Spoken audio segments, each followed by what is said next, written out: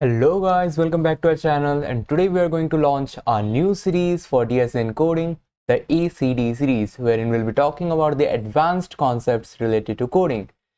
This will go in parallel with the PIP series for DSN coding placements and internship preparations. As promised earlier, PIP series and ACD series both will be covering all the basic to advanced concepts for our DSA and coding.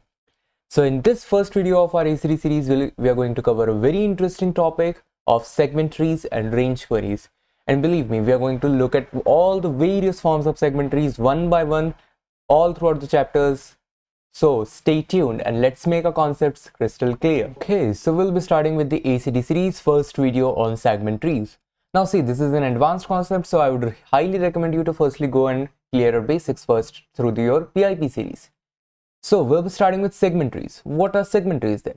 Range queries के बारे में we have already read in our PIP series कि range queries क्या होते हैं. Given an array, उसके कोई भी सब array को how do we query it, right? In big of 1 or big of log n times. So segment trees are nothing but data structures which are there to support two operations: processing range query and updating the array values. So अब हमारे array में क्या होने वाला है? PIP series में हमने देखा था कि हमारा array की values static हैं, they are not changing. Then how do we query our subarrays? अब हम देखने वाले हैं कि जब array की values change होते रहेंगी, then how can we query any sum query, min query, max query in our subarrays? Let's firstly understand the flow. तो हमारी पूरी ACD series में for segment trees we are going to learn all these things. एक एक करके देखते हैं होती क्या है. तो range queries क्या होती हैं? When we are querying some things related to our subarrays. There are two types of range queries. Static अरे queries and dynamic array queries. Static अरे क्वेरीज में हमारी अरे की वैल्यूज चेंज नहीं हो रही होती हैं. हमने पीआईपी सीरीज में ये वाले टॉपिक कवर कर रखा है. So it basically includes prefix sums and lazy additions. ये सारे कॉन्सेप्ट्स हमारे स्टैटिक अरेज में आते हैं. Now what we are going to learn is dynamic array queries, जिसको कि हम सेगमेंट ट्रीज डेटा स्ट्रक्चर की मदद से पढ़ेंगे. In the dynamic array queries, the values inside the arrays keep on changing while we are encountering the queries. So जैसे जैसे हम query करते जाएंगे, some of the value might get changed in my array, right? And how are we going to deal with such kind of queries? Using segment trees. Segment trees क्या होती हैं? We will learn further, right? Now, dynamic array queries और segment trees भी दो प्रकार की होती हैं. There are static segment trees and dynamic segment trees. What do you mean by static segment trees? From the beginning of the question, once you have made the segment tree for a given array, you are not going to change the segment tree. Mean segment tree एक बार बन गई, so उसके nodes वही रहेंगे, you are not going to change them. Dynamic segment trees में क्या होने वाला है? The nodes themselves are going to change. So segment tree जब हम बनाएंगे, as you look, it's nothing but a binary tree. तो उसके कुछ नोड्स होंगे, चिल्ड्रंस होंगे, so those are going to change as your question moves ahead. Static segment tree में 1D dimensional segment tree क्या होती है? You are given a single array and उस अरे पे आप सेगमेंट ट्री बनाओगे. There are 2D segment trees also. What are 2D segment trees? एक array given होगी जिसपे आप segment trees बनाओगे. Each node of that segment tree is also a segment tree in itself. So basically these are used in processing 2D arrays. In a very similar way जैसे हमने prefix sum के बारे में पढ़ा था. 1D array के लिए हम prefix sum array बनाते हैं, and similarly 2D array के लिए भी same concept होता है, तो हम एक 2D prefix sum array बनाते हैं. In a very similar way 1D array के लिए हम segment tree बनाते हैं, तो 2D array के लिए हम 2D segment tree बनाते हैं. Then we'll learn something about data structures inside my segment trees. What do I mean by that? Segment trees के हमारे जो nodes होने वाले हैं, see, this is my array, उसके ऊपर हम segment trees के nodes बनाएंगे. Now those nodes themselves are going to contain some data structure. They can be vectors, maps, sets, multisets, and how do we encounter those kind of structures, right? So उसके बारे में हम पढ़ने वाले हैं. In the 1D segment tree section, there are 4 parts to it. Means जब हमें single array given हो and we need to query it, there are 4 types of queries. First is point update and range query. What do you mean by that? जब हम update करेंगे, as told earlier, segment trees are used for 2 things: processing a range query and updating the array values. तो हमारा main 2 काम होने वाला है. हम प्रोसेस करेंगे हमारी क्वेरी को, like find the sum from A to B range, and हम अपडेट करेंगे हमारे अरे के वैल्यूज को, लाइक ith इंडेक्स की वैल्यू को +5 कर दो. तो there are 2 main things which are going to occur, right? अब उन दोनों में if we are updating only at a point, ith index की वैल्यू को अगर हम चेंज कर रहे होंगे at any time, but we are querying a range. For example A से बी के रेंज का सम निकाल लो. Such kind of queries come in range query and point updates. Second type is range update and point queries. यहाँ क्या होने वाला है, जो अपडेट्स होने वाले हैं वो एक कंप्लीट रेंज में होने वाले हैं. For example A to B की रेंज सभी में प्लस एक्स कर दो, मीन्स उनके सारे अरे के वैल्यूज में प्लस एक्स कर दो. बट क्वेरीज जो होंगी वो पॉइंट क्वेरीज होंगी. क्वेरी एक पर्टिकुलर वैल्यू के लिए होगी, ith अरे की वैल्यू क्या है इस पॉइंट ऑफ टाइम पे. सच kind of queries. So they are called range updates and point queries, and we'll be seeing different trees for solving them. Third kind is where the updates and queries both are on ranges. For example, A to B के पूरी range में plus x कर दो, so that's an range update. And again A to B का मुझे सम निकाल के दो, so एक सब array है उसका सम निकाल के दो, that's a range query. So range updates and range queries, जिसके लिए we'll be learning about lazy propagation. Next is polynomial update and range query. अब जब हम अपडेट करने वाले हैं ना दोस्त, for example let's say this is my range A to B. अब इसमें जब मैं अपडेट करूंगा, those updates are not going to be uniform throughout. तो मेरी पूरी ए टू बी के रेंज में यहाँ मैंने लेट्स से मैं प्लस एक्स कर रहा हूँ, तो यहाँ कुछ प्लस वाई करूंगा, कुछ प्लस जेड करूंगा, और ये जो अपडेट्स हैं वो पॉलिनोमियली डिफाइन किए जाएंगे. Will see how we are going to define that. तो अपडेट्स जो होने वाले हैं वो पॉलिनोमियल अपडेट्स होने वाले हैं, बट क्वेरीज होने वाली हैं वो रेंज क्वेरीज होने वाली है. सो ए टू बी का सम निकाल के दो, ए टू बी का मिन निकाल के दो, सो कोई भी सब एरे का सम निकाल के दो, those queries are range queries, right.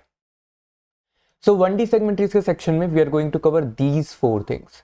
ये चारों कवर हो जाएंगे, then will move to 2D segment trees कि सेगमेंट्री के अंदर कैसे सेगमेंट्री बनाई जाती हैं, each node when acts as a segment tree.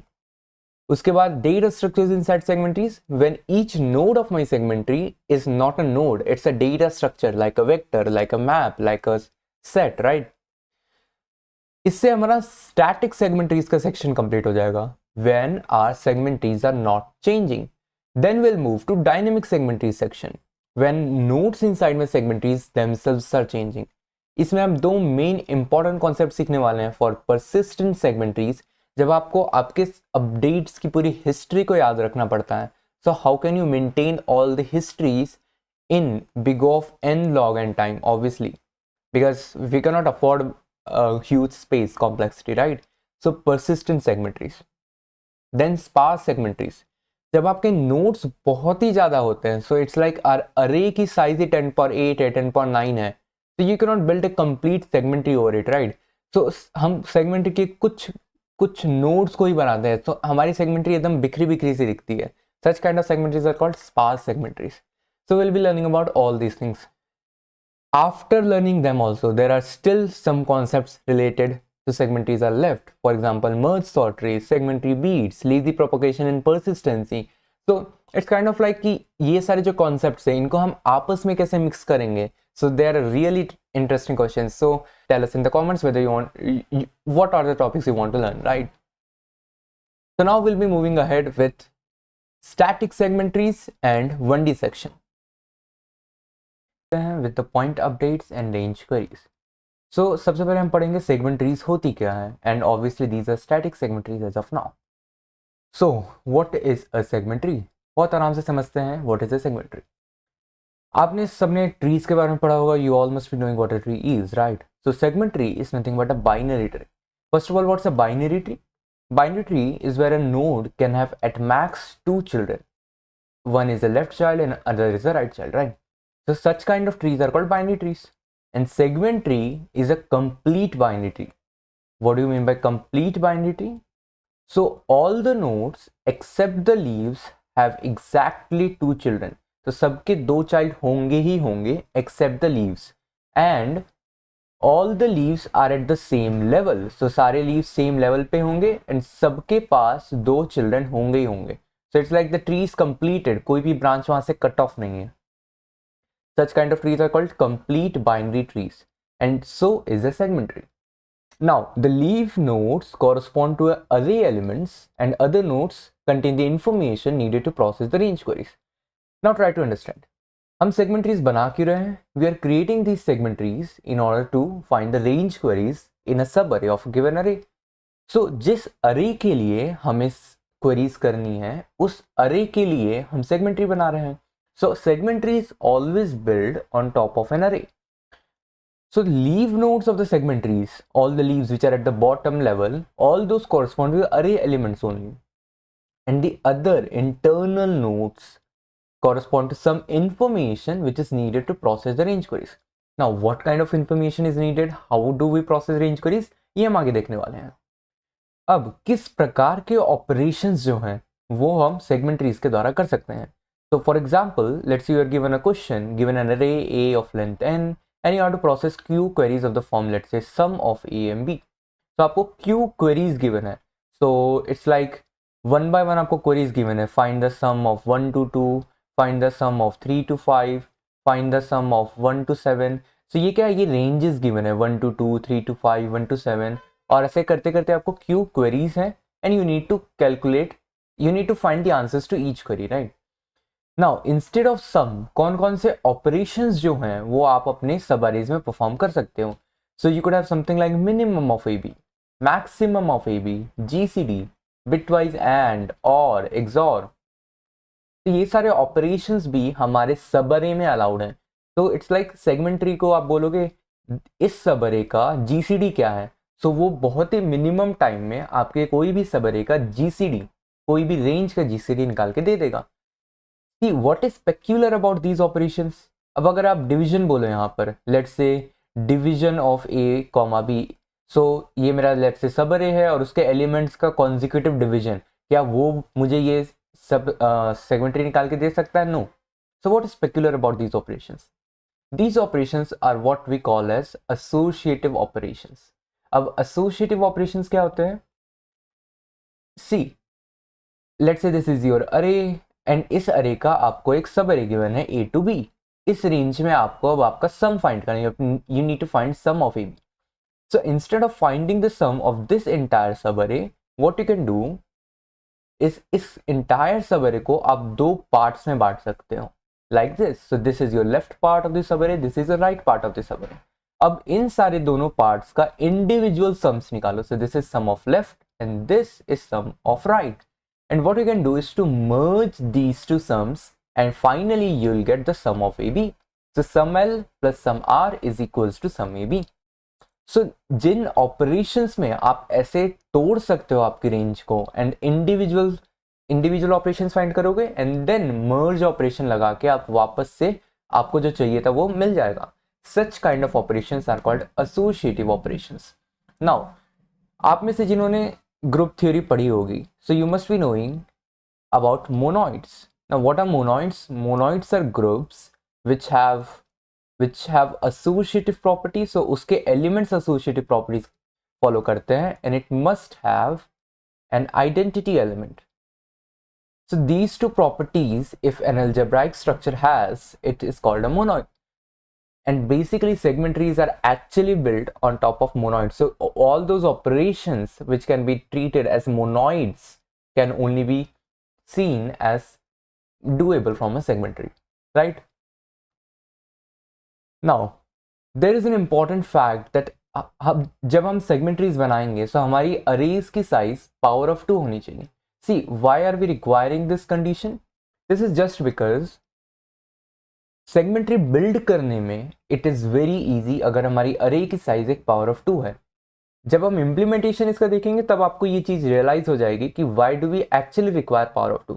अगर पावर ऑफ 2 नहीं हुआ then also we can build our segment tree, but that would be a bit difficult. Now what if मेरी अरे की साइज पावर ऑफ 2 नहीं है? So I will append elements at the end of my array in order to make it a power of 2. So I'll increase the size to its greatest power of 2, which is just greater than that. For example, अगर मेरी let's say array की size currently 5 है, so what I'll do, I'll append 3 elements at the end of my array and make the size equals to 8, which is my power of 2 greater than my least power of 2 greater than 5. Now the elements which you are adding at the end, these should be your identity elements of the operation over which the segment tree is defined. So basically this segment tree for example let's say it is defined on the sum, तो मुझे array में sum queries find करनी है, given a range find its sum. So उस sum query को करने के लिए my segment tree is built over the sum operation. So जो मैं अरे की एलिमेंट्स मेरे अरे में ऐड करूंगा in order to make it a power of 2, those elements are going to be identity of my operation. तो सम की आइडेंटिटी क्या होती है? 0, so I will append 3 zeros at the end. For example अगर मेरे subarray में max find करना होता, so had my operation been max, तो मैक्स की आइडेंटिटी क्या होती है? Minus infinity. सो मैं अपने अरे में 3 माइनस इन्फिनिटीज को ऐड करता in order to make it a power of 2, right? So it depends on the operation what elements you are going to append at the end of your array. Fine. Now how do we build the segment tree actually? Look at this. This is my array जिसकी current size है 8 for example, which is a power of 2.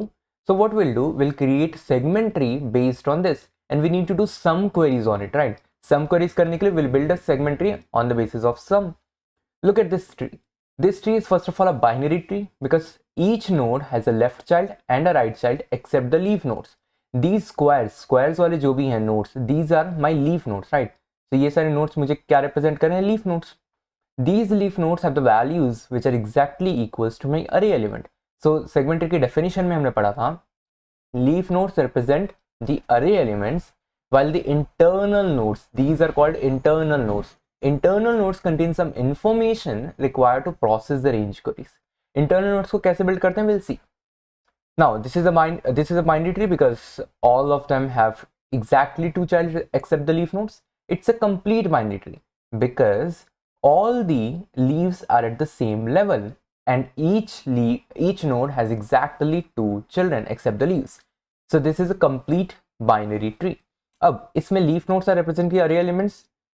In order to build the internal nodes, I need to go to the operation for which my segment tree is formed, right? So the sum queries मुझे करनी थी. For any range I needed to find its sum. तो segment tree को हम build करने के लिए will apply the same operation to my nodes. So look at this. This internal node has its child 5 and 8. So these two are children of 13. What I'll do is to apply the same operation sum over these two nodes in order to build its parent. So ये दोनों का sum करेंगे तो I'll get my internal node 13. Similarly 6 and 3 are children of this node. So इस node की value निकालने के लिए I'll apply the same operation जिसके ऊपर मेरी सेगमेंट ट्री बनी हुई है. So I'll apply the sum operation 6 plus 3, I'll get 9. Now in order to get the value of this node, इसके child कौन है? इसका first children है 13, इसका second है 9. So इसके दोनों children को हम sum कर देंगे. So 13 plus 9 it would give me 22. Similarly 22 plus 17 would give me 39. So जो ऑपरेशन आपका सेगमेंट ट्री जिस पर आप सेगमेंट ट्री बिल्ड कर रहे हो, अरे के में जिस क्वेरीज को आपको सॉल्व करना है वही ऑपरेशन आप सारे नोड्स में लगाते जाओगे and a node will get its value from its children. So if this is my node, इसकी वैल्यू लेट्स से v है तो it will get its value from its children. So उसका children है let's say उसकी value है vl and vr. vl is the value of its left child and vr is the value of its right child. So v is nothing but operation of vl comma vr. Now this operation can be anything. This can be sum, max, min, anything depending on आपको queries कौन सी solve करनी है. तो वही operation आप अपने vl, vr में डालोगे and you will get the value of your node. Fine. So this is how we build a segment tree. Segment tree build हो गई, complete binary tree build हो गई हमारी completely. अब ट्री तो बिल्ड कर लिया अपन ने, लेकिन हमारा मेन गोल क्या था? Our main goal of range queries was to solve these two problems, processing range query and updating the array values. तो सेगमेंट ट्री बिल्ड तो हो गई, बट सेगमेंट ट्री की मदद से how are we going to process range query and how are we going to update the array values? Let's look at them one by one. Okay, so now let's look कि हम range queries कैसे करने वाले हैं and with the help of segment tree big of n से better में कैसे करने वाला है. That is more important. So given an array, find the sum ab in a better than big O of n time. You are given an array and you are given a range a to b. You need to calculate its sum in better than big O of n time. Because एक एक करके तो हम big O of n time में उसके sum को find कर ही सकते हैं. This is a node. Any range of length n can be divided into log k ranges whose sum values are directly stored in the segment tree. Try to understand it. See, just as if you know कि bit representation में 15 can be divided into 2 plus 4 plus 8. So you can divide 2 plus 4 plus 8 plus 1. So you can divide any number in powers of 2, right? And how many of them? They are log 15 many of them. So these is log 15. तो कोई भी number को आप log and many numbers में तोड़ सकते हो, each number being a power of 2, because bit representation हमें यही सिखाता है, करेक्ट? So ये चीज आप जानते हो. In a very similar way, कोई भी रेंज है, this is my range from A to B, उसकी लेंथ लेट से k है. सो इस k को आप log के many segments में, so log के छोटे छोटे segments में तोड़ सकते हो, such that each segment's length is also a power of 2. So this is the power of 2, this is the power of 2, this is the power of 2, this is also a power of 2. And how many of them are there? Log के many of them are there. So जैसे हम 15 को तोड़े थे in powers of 2, in a very similar way, her range को भी हम log के many ranges में तोड़ सकते हैं. Now the beauty is, in segments जिसमें अपन ने उस k range को तोड़ा है, इनकी internal sum is already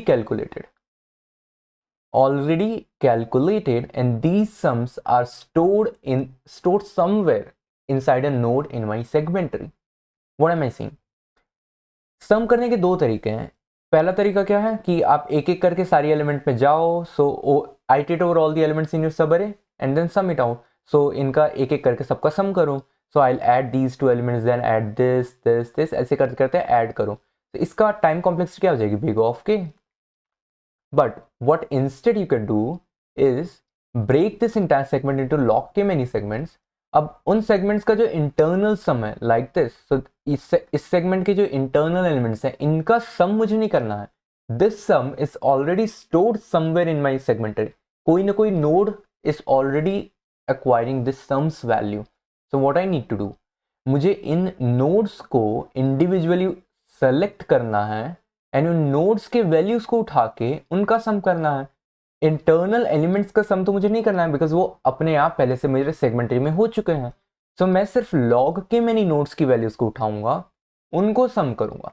तो मेरी complexity big O of log के हो जाएगी. I hope this make sense, right? यहाँ पर हम क्या कर रहे थे?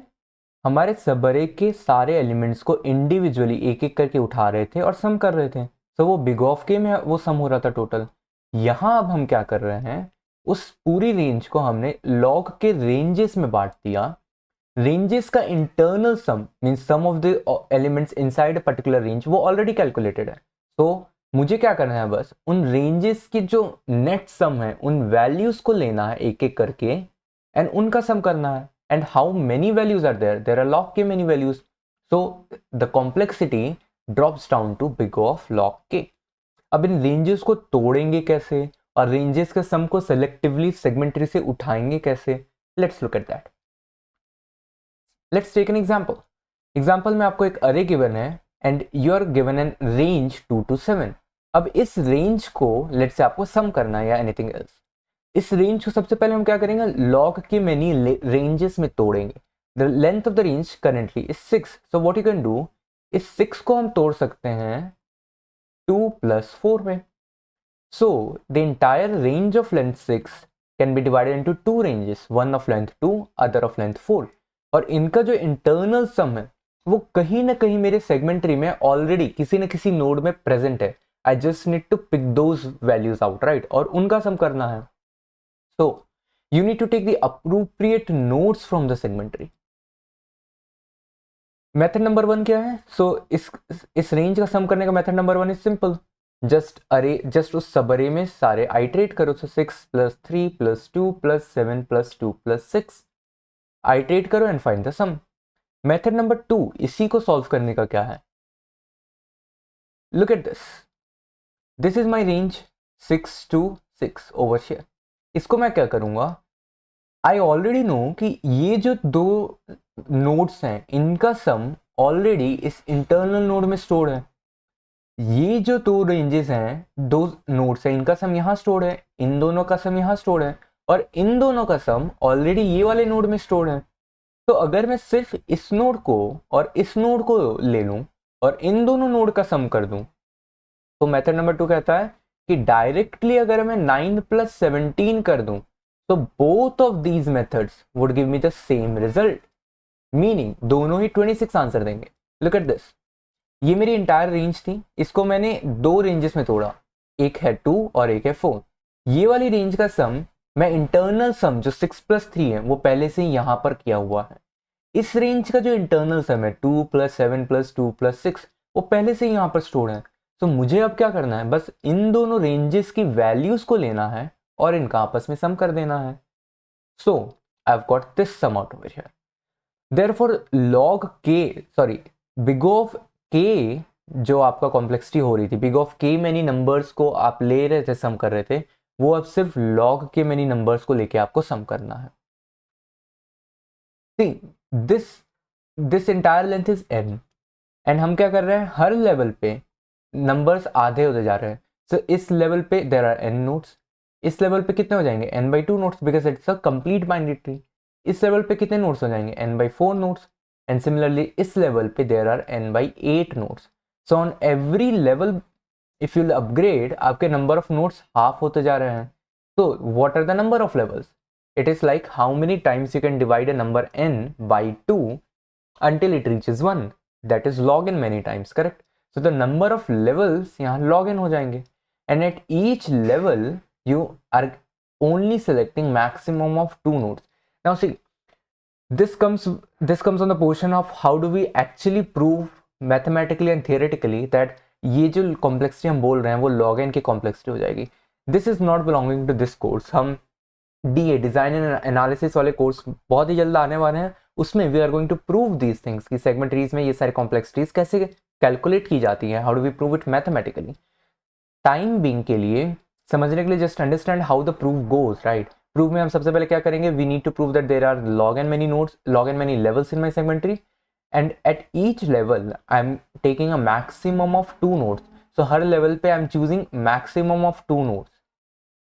And hence at max I'm choosing log n many nodes, big O of log n many nodes, and I'm summing all those up, so मेरी time complexity big O of log n हो जाती है।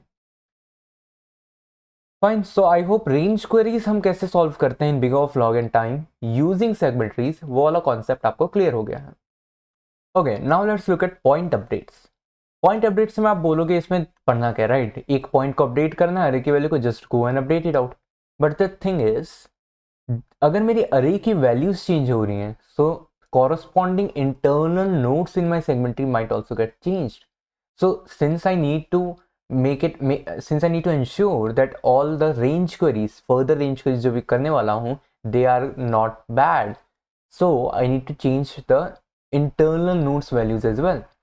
So to update an array value, we need to update all the tree nodes which are dependent on that value.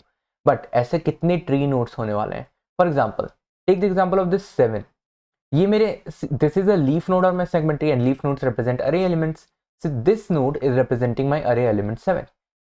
Let's say अगर मुझे इस element को change करना है, सो चूंकि ये एलिमेंट को तो मैं ऑब्वियसली चेंज कर दूंगा इन my array in big of one time, but what I need to also change is all the internal nodes of my segment tree which are dependent on this node. For example, look at this node's value. इस node की value में its nothing but a sum of these two nodes values. तो अगर एक भी कोई change हो जाता है, so actually this node's values should also get change, right. So मुझे इसको चेंज करते करते इस नोड को भी चेंज करना पड़ेगा.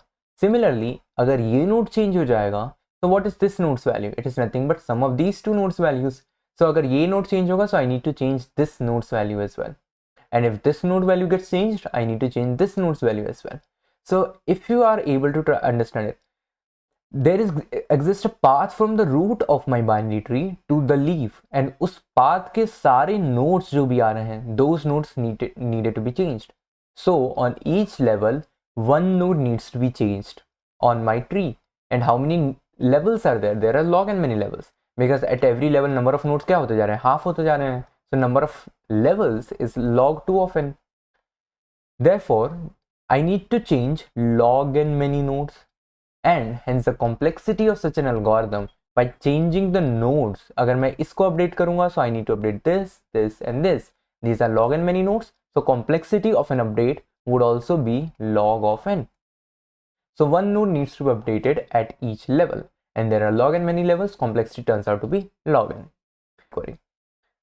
Fine, so this is how the theory of the entire segment tree is done. Now we're going to implement this.